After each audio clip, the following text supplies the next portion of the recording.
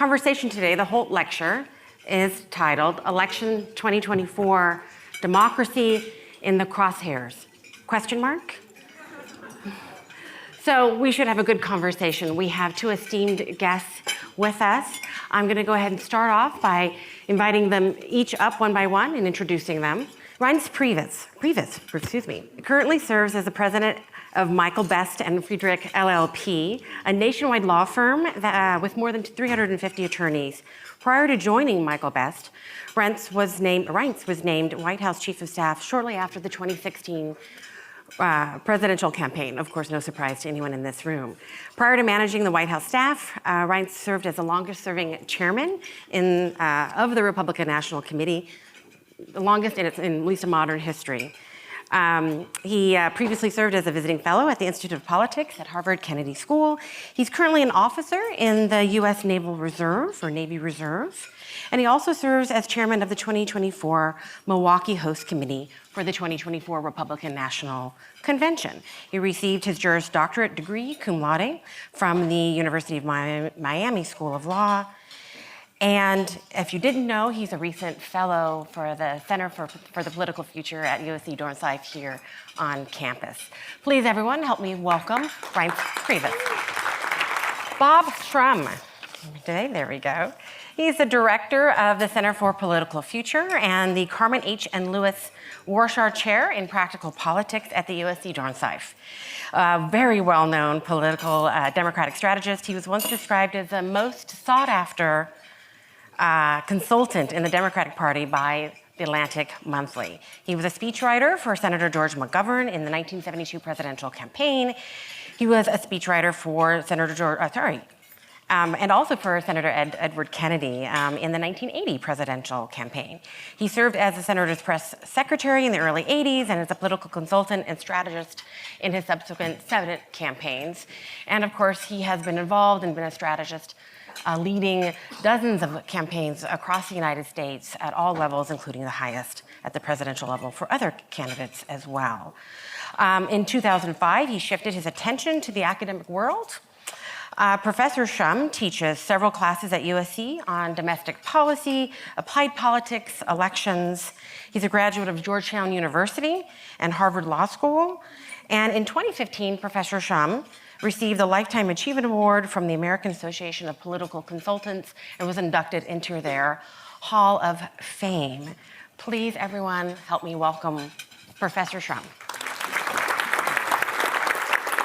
So, we know the topic, right? The 2024 presidential election is shaping up to be one of the most contentious in American history, with both sides claiming that their opponents present an existential, if you will, threat to our democracy. So today, we're going to discuss how, as a nation, we arrived at this point. We'll talk about how the two major parties in the U.S. have contributed to the state of our damaged democracy. We will then turn to what is at stake in the 2024 presidential race, where, what are the likely outcomes that our esteemed guests see in terms of course, who will win, but also what to expect post-election for our democracy. And also what to expect post-election in terms of policy, right? What elections are supposed to be about. Then we will take a step back and talk about a historic and current challenge to protecting our democracy. The fact that we don't have a fully participatory, fully representative democracy. Not everyone votes in the US. We'll discuss the role that parties have played, continue to play in shaping the makeup of the electorate, including efforts to discourage or even prohibit some voters from participating. And we will conclude by talking about how academic institutions, such as USC, can help advance good data-driven policymaking in the US to the benefit of all. All right, so before we start, I just want to let the audience know that I did ask our esteemed guests beforehand to kindly limit their responses to 2 to 3 minutes, if at all possible. Of course, we all know in this room that both of these gentlemen could speak volumes, right, on any of the questions that I'm going to present to them. So because of time, and we are running a little bit behind schedule, I'll just ask you to please try to stick to that so we can try to get through all of our questions today. And I apologize in advance for asking for the shorter time. As we have said, so first area here that we're going to cover is how did we get to the state that we're in terms of our democracy. So as we've said, there's a lot of fear in our country about the state of our democracy, right? This question is for Bob first, but our democratic institutions are weakened, our norms are being challenged. A sizable number of Americans, when polled, say that they are concerned about the strength of our democracy. So Bob, how did we get here? And as you answer this question, please talk about the Democratic leadership and their role in where we're at, as you see it. Yeah, first I have to say thank you all. I pay my own tribute to Leonard Schaeffer, with whom I've done some work, not much, but some over the years. And I have to say that quite appropriately, Reince is sitting to my right. I don't know if that was intentional. This contributed hugely to how we have gotten where we've gotten. We have lost the sense of a common base of knowledge, a common base of decision making.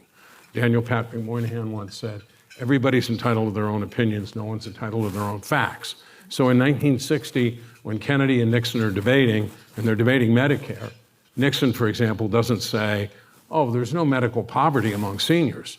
He says, well, I have a different plan, different than Medicare, that I think would work better, and we should do it through the states. Ultimately, of course, that view did not prevail. Today, if you don't like a fact, you just deny it.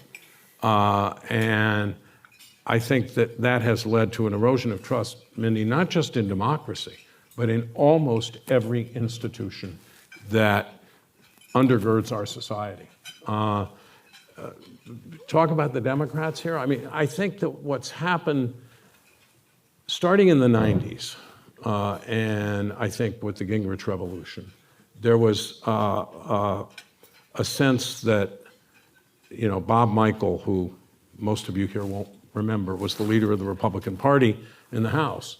And he would work with someone like Tom Foley, when Tom Foley was the Speaker of the House, to see if they could find some areas where they could agree. And in one case, famous case, with President George H.W. Bush, to prevent a massive deficit crisis, for which he paid a price politically in the '92 campaign. Gingrich said that's all wrong. We can't do it that way.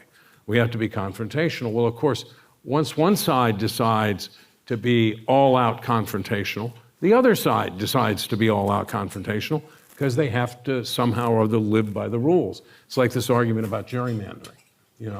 When you have a good government group attack Democrats in some states because they've gerrymandered. And the Democrats say, we have to gerrymander. We don't want to gerrymander, but if the other side's doing it, we have to do it. And then you'll have Republicans say, well, if the Democrats are doing it in some states, we have to do it.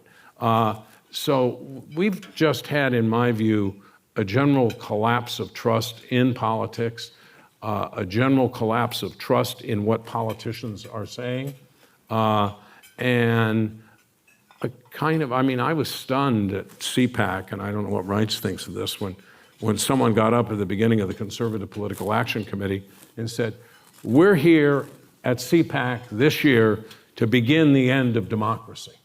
Now, if you had said that 30 years ago, you'd be invited off the stage almost immediately. He was not. So, I think, I don't want to be narrow about this or partisan, but I do think that there was a turning point with Newt Gingrich that sparked a kind of mutual back and forth but you cannot underestimate this. You cannot. We don't have gatekeepers anymore. We don't have a common base of knowledge. Thank you.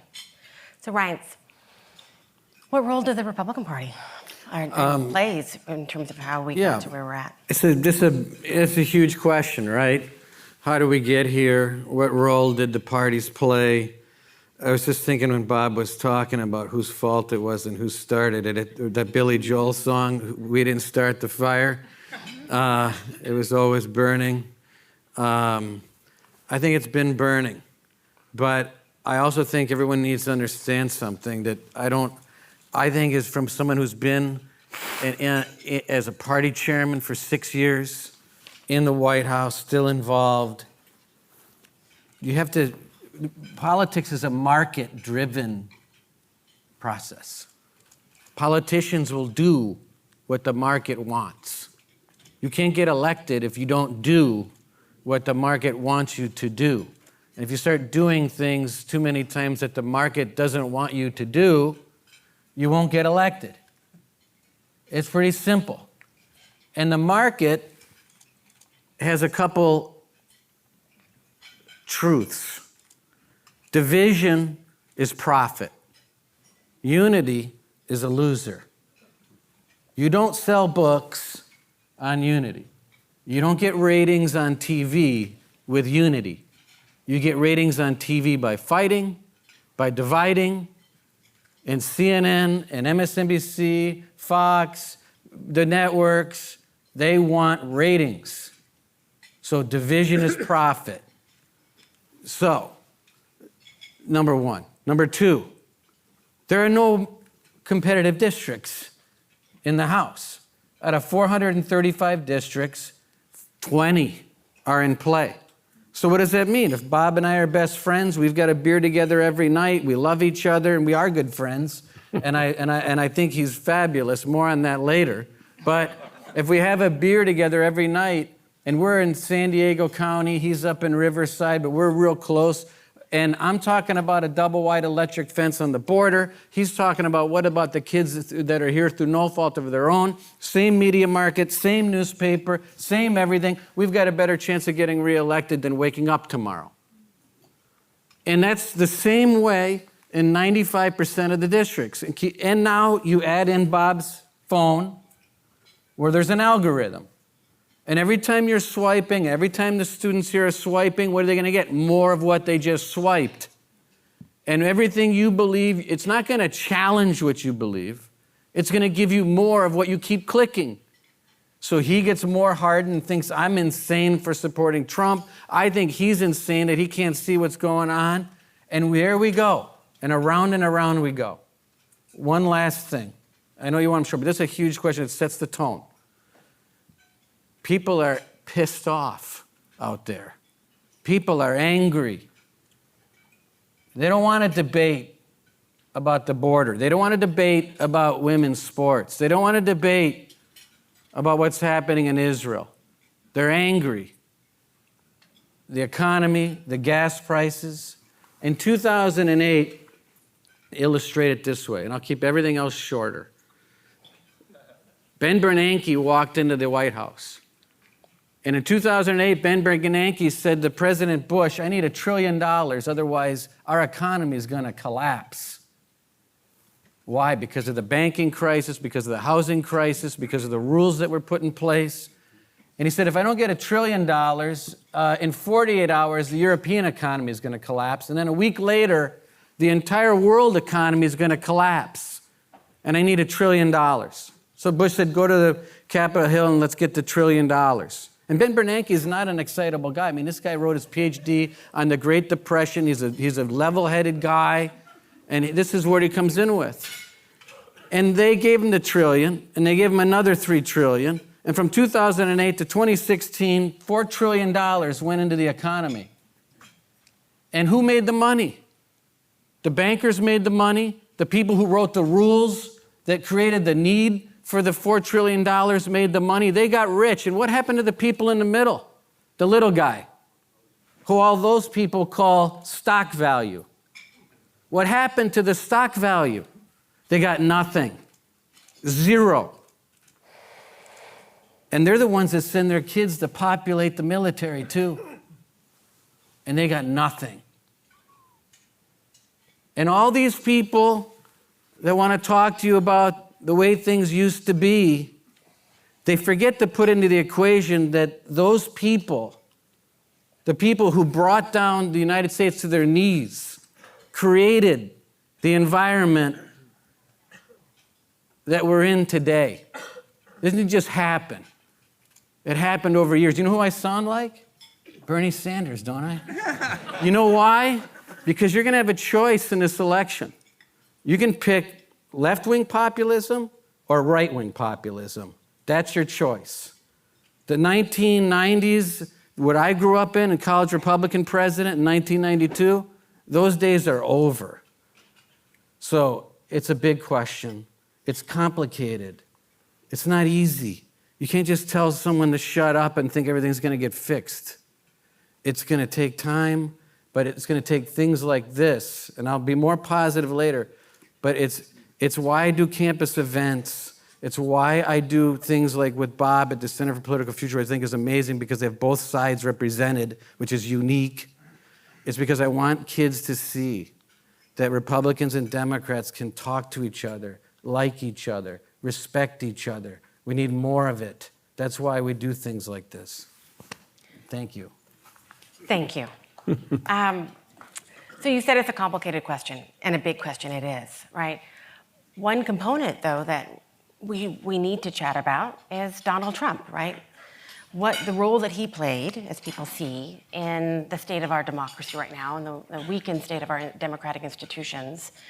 If you will, just a follow-up here, if you could talk a little bit about his role, and then, of course, as we all know, you you led the RNC during the 2016 presidential campaign, and you were his inaugural chief of staff. And so just a little reflection, if you will, on your own role in supporting him and his role in what we see today. The political parties, as you know, have a role. That's to turn out the vote, run a nomination process fairly, not put your foot on the scale, let your delegates choose the nominee, and that's what they did. But part of respecting democracy is respecting the fact that that's who democracy picked. And Donald Trump represented the biggest middle finger that the American people could find. The antidote to what I just laid out. And he was. And look, if you consider the fact that the American people, I'd say every 20 or 30 years go through a readjustment. I think that's what you're seeing. We're just in the middle of it. But we have these outside factors that are really expanding and exploding our political process in front of us. But it's a political process, same thing now. Why is Joe Biden the nominee? My God, if Democrats really thought that the end of the actual democracy was at stake, they would not be sitting around with Joe Biden. They would not be sitting around with a guy that's 10 points behind in every battleground state in America. They wouldn't be doing it. So either it's a talking point or they believe it, but they don't have the guts to do anything about it. So I don't know what their antidote is, but I know that we're both in a place where the primary voters and the delegates of both parties have a role to play. And there could be a third party involved in this process. Thank you. So for time, we'll move on to the next topic. Oh, no, you can't. Oh, please. No. All right. Look. Good. Look, and I'll be nonpartisan initially in this. FDR, JFK, Ronald Reagan managed to speak in eloquent ways that deepened people's conceptions of what it was to be an American and motivated them to give something back to their country. And I think what's happened with Donald Trump, and it may be market-driven, and I did notice, by the way, that you got asked about Trump but quickly shifted to an attack on Biden. Donald Trump has cheapened and coarsened political dialogue in this country, and you don't have to do that to establish a connection with people. Franklin Roosevelt did that at the worst time economically, probably in American history. And when you announce that the purpose of your running is to get revenge on your enemies, that you're going to go after them and weaponize the Justice Department because you accuse the other side of having already done that, I just think he is, he's a threat to democracy. I don't know that if he wins, he can actually do a lot of the stuff he wants, because There are checks and balances. If Reince Priebus was the Republican nominee for president, I wouldn't be for him, although I really like him. I wouldn't be for him, but I wouldn't fear for the future of the country if he got elected. Thank you, Bob. Thank you. Appreciate it. That's not a bad endorsement from Bob. About Bob Shrum. Right. People are already sending that over social media, I'm sure. Thank you, Bob, very much for jumping in on that. All right, so let's talk about the potential outcomes of the 2024 presidential race. This question is for both of you. I'll ask Bob to take it first. Play out, Bob, please, what you think is going to happen in the presidential race. There are several polls, of course, showing Donald Trump ahead at this point, emphasis on this point. Who do you think is going to win? First of all, I'm very skeptical of the polls at this point because we have a long way to go. And in fact, I'm skeptical of most of the polls in 2016 because Donald Trump didn't have a victory speech written. He didn't think he was going to win because of what the polls said. Secondly, Reince and I may be looking at different polls, but there are a lot of polls that show this race very, very close. And there are polls in, for example, battleground states like Pennsylvania, a recent one that showed Joe Biden 8 points ahead. What do I think is going to happen? I think it's going to be a very close election. Look at the Michigan primary yesterday, and you can see the challenges to each candidate. Biden, uncommitted, got 13% of the vote. Now, it's not unprecedented. I mean, in Barack Obama's reelection, uncommitted in that primary got 11% of the vote. But it's a specific group of people, Arab Americans, who organized this, and they got some help in university towns, where uncommitted got as much as 19%. So that's one of the challenges that Biden faces. How does he get back these people who were a critical part of his coalition? And the one thing I know he's not going to do, because I've known him for 50 years, he is not going to make a political decision in terms of the election, about a national security question as vital as what's going on in the Middle East. Donald Trump, on the other hand, we have seen in New Hampshire, now in Michigan, in South Carolina, has trouble with the same critical group of people he lost in 2020. And that is the suburbs, which are becoming less red or even blue in some cases, and especially suburban women. If I were advising him, which I never would, I would tell him, okay, you got the nomination, it's yours, the base is with you, you now need to tone down that rhetoric some, and you need to reach out to these people. But I don't think that's going to happen. Thank you. Reince, what do you think? Stay the race. I agree with Bob. I don't think anyone knows what's going to happen. I agree with him that polls are all over the map. I agree with him that it is going to be extraordinarily close, but I also will tell you that we don't have a national election for president. We've got like 6 governors' races for president, and we've got about $4 to $10 billion that's going to be spent, and the election's going to be decided by 100,000 people in 5 states. And those 100,000 people in 5 states will decide who the president of the United States is. So what do 100,000 people do when you dump $5 billion on their head? And you know what beer they drink, what car they drive, how many kids they have, how much money they make, whether they missed a mortgage payment, magazines, licenses, everything you can imagine about a person, we know about a voter in Wisconsin and Michigan. And we know what their neighbors do and what their coworkers do and who they're on with, whatever social media they're on. So it's hard to tell. But I will say that if you look at general indicators, Joe Biden has put himself in an extremely vulnerable position. His age issue is first and foremost. How old is Trump? Second, my mom said, that's an interesting question. My mom always said, the older you are, the more important it is to act younger than you are. He has not done that. And it's an issue. Look, I mean, 75% of Democrats say that Biden's too old. That's not the case for Republicans. I mean, it's just a different, we all know it's true. Let's not debate it.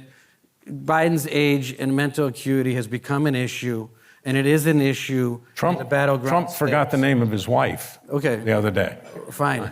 Then you need to convince the people otherwise, because it's just not the case. But it's okay. I understand your point. I'm not trying to make a big deal about this. But where he is having a problem is on where he's at as far as the right direction, wrong direction of this country. It's off the charts. His approval rating is at a record low. And the bigger problem is, unlike Barack Obama, Democrats, he had similar numbers. Trump had similar numbers. I'm not denying that. But the difference is that Democrats would have walked over glass for Barack Obama, no matter how bad his numbers were. Same with Trump. And so it's a jump ball. And we don't know what's going to happen with third parties. Right now, the Green Party's on the ballot in Wisconsin. Jill Stein, she got 30,000 votes in 2016. Trump won Wisconsin by 22,000 votes in 2016. She's back on the ballot. What happens with no labels? How does that affect Donald Trump or Joe Biden? We just don't know. And so it's not a very nice answer for you, but to say that we have an incumbent president whose numbers are weak, we have a combustible Republican nominee that can turn everything upside down at any moment, and we have potential third parties that are going to make this very difficult to figure out. I think that's fair. And I'd add one thing. Please. In about a year before the '84 election, Ronald Reagan had terrible numbers. Walter Mondale was beating him by 8 points in the polling. I think it takes a while for what's happening in the real economy, the realities of the economy, to affect people's perceptions of the economy. It may or may not happen. And to go back to your initial question, people keep talking about we have enormous inflation. We don't right now, actually. It's come down very sharply.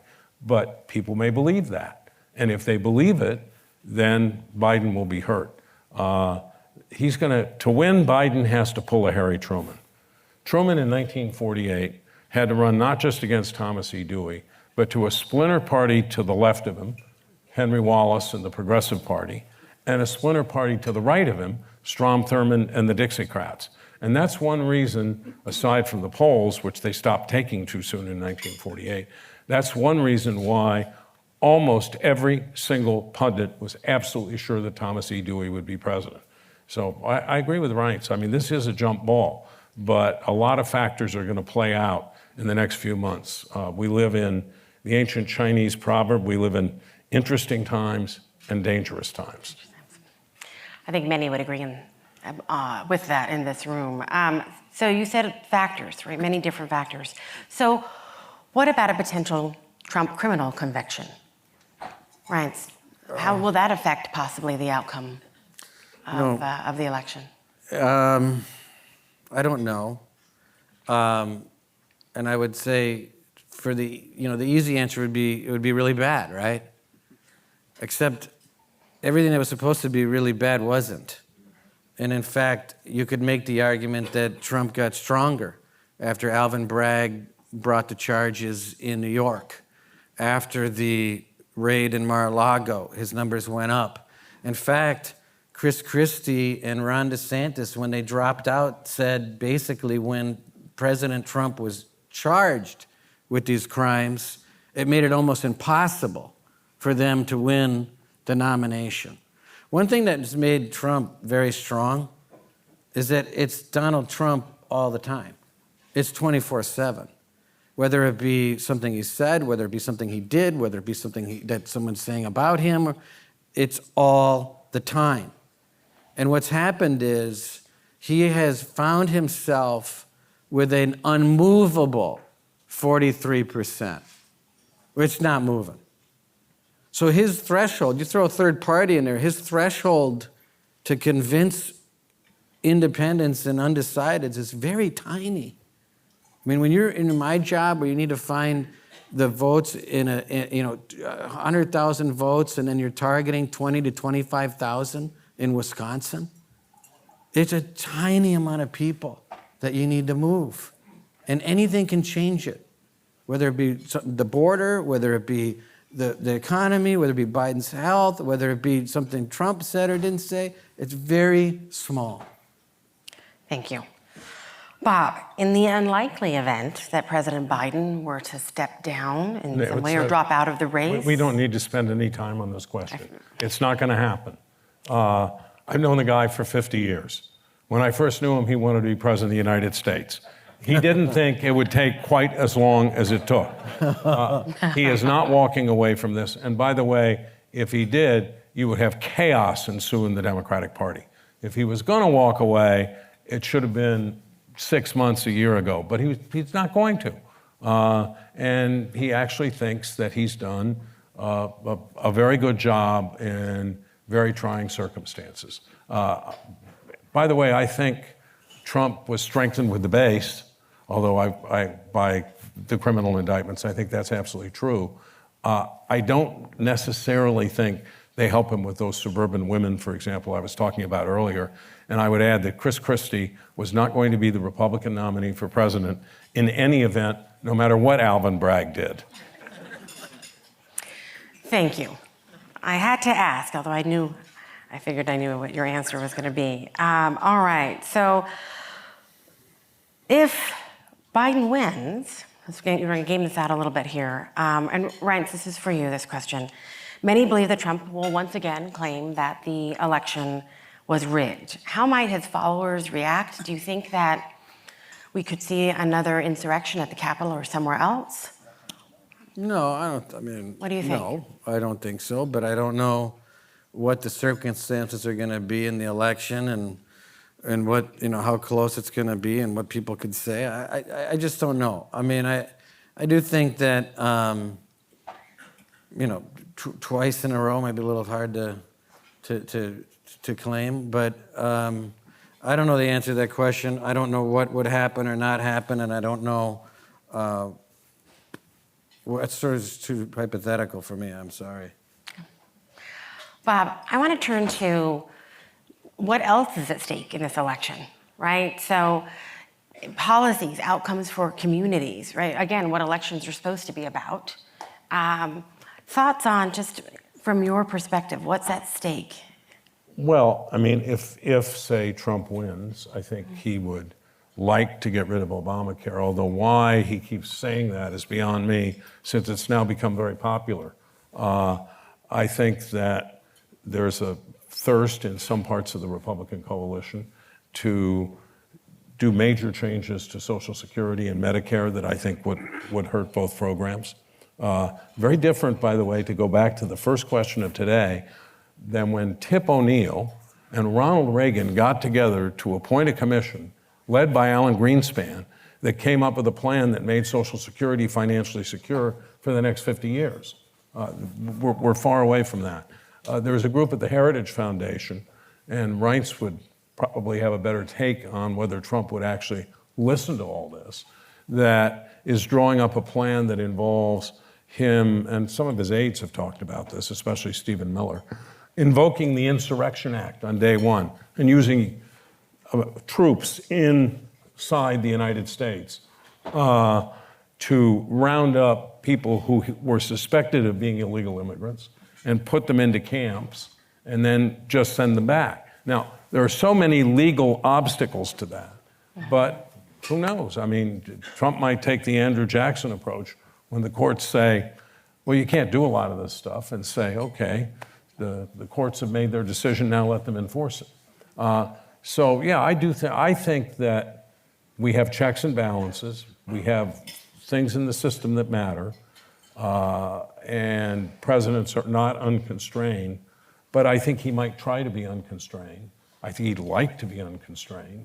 And I think there are some real policy consequences there. I mean, look at what happened on immigration. The Democrats made a deal in the Senate. And then Trump said, oh my God, you can't make that deal. If you make that deal, then I lose the border issue. And so the immigration stuff just got kicked out of the bill. So, I think there are there are big issues on the line.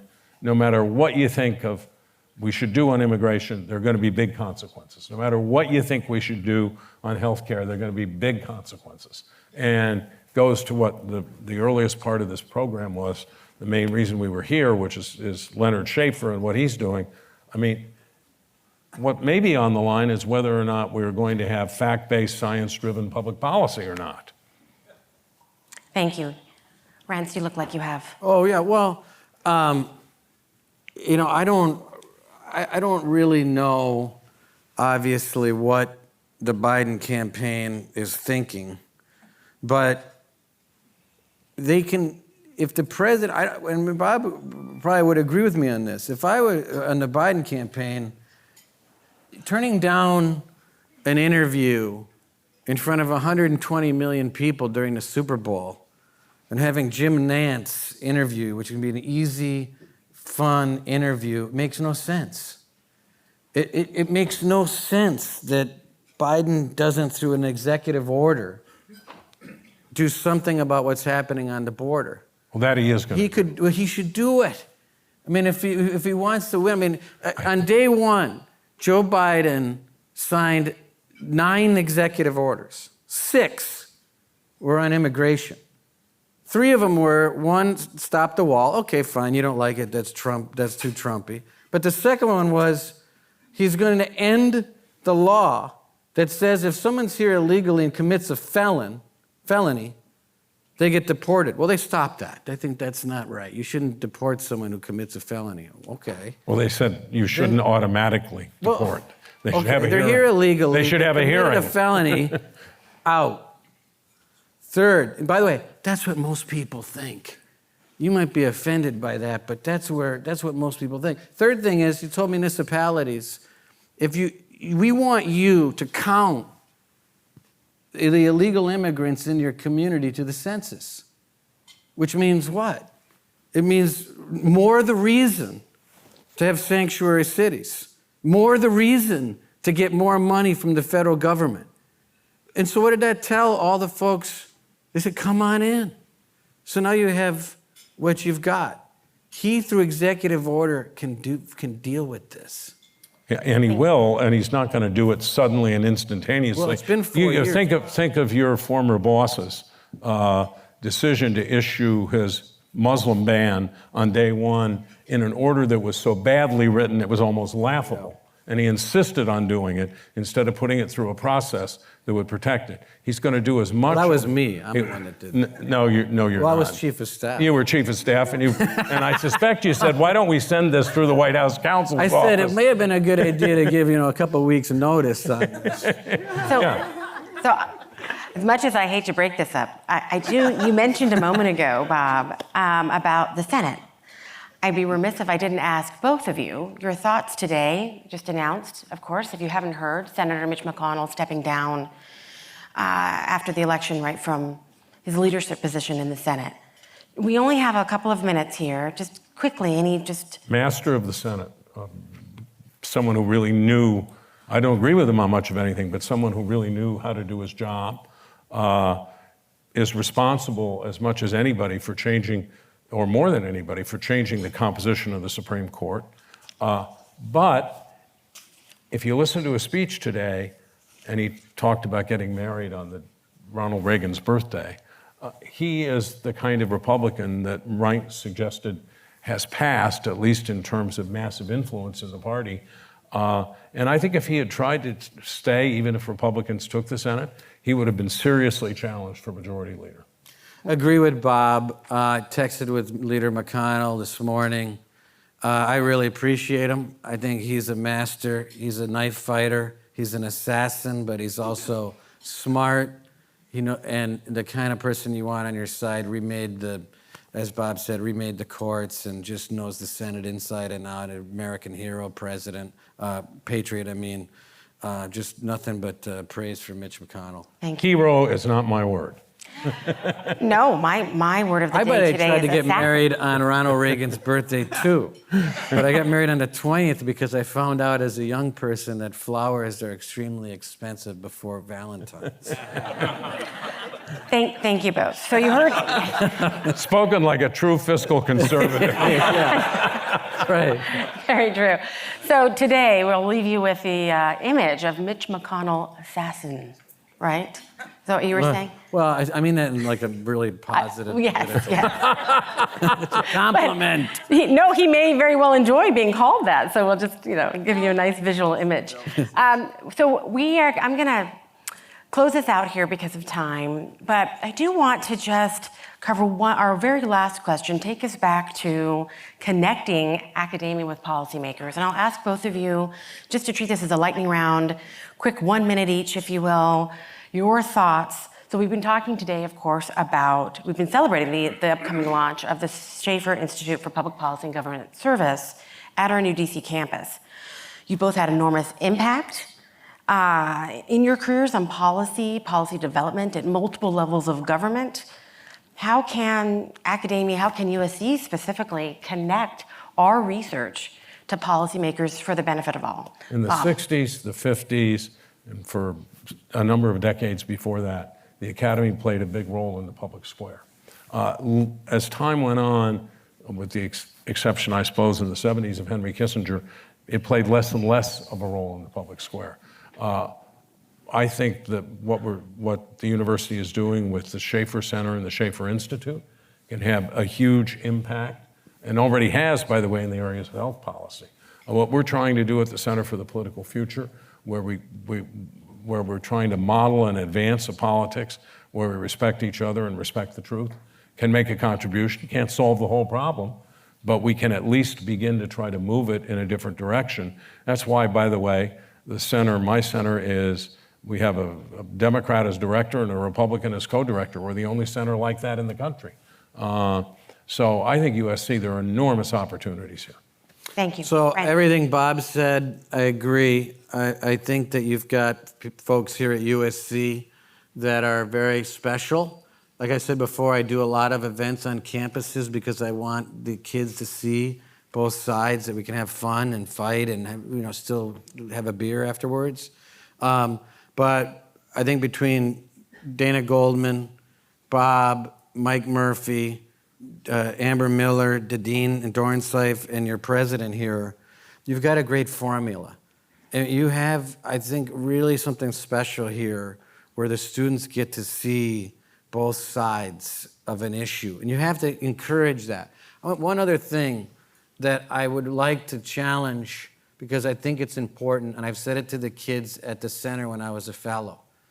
If you love politics and you're a Democrat, great. Get involved with the college Democrats. If you're a Republican, get involved with the college Republicans. Because if you don't like what you're seeing, then the kids have to get involved. They have to, if you don't like this partisanship, then get involved in it, in the partisanship. Because that's really where a lot of these things get fixed. I know people don't like parties, but I would say to faculty that are in the room, find someone to help you make sure that the college Democrats and the college Republicans are functioning for these kids so that they have some options. Because what's happening in America is, my campus experience, kids hate all of it. They hate the Democrats, they hate the Republicans, they think they're all hateful people, and a lot of it's deserved. But if they don't get involved in some part of it, if that's what their interest is, their heart's in, then a lot of it's not going to get fixed. I had the benefit of that experience when I was young, and I had a passion, and that's a benefit, because it kept me focused. And I see a lot of kids that love this stuff, but they don't know exactly where to go. And you guys provided a great infrastructure, and just encourage you to continue that even further. Thank you. Thank you both very much Thank you. today. Thank you. Thank you.